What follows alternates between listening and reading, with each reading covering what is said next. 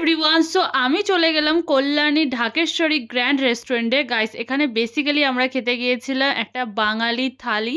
So এখানে দেখতে পাচ্ছ কত রকমের আইটেম, ভেজ, ডাল, সবজি, শুক্তো, পনির, চাটনি, পাঁপড়, মিষ্টি।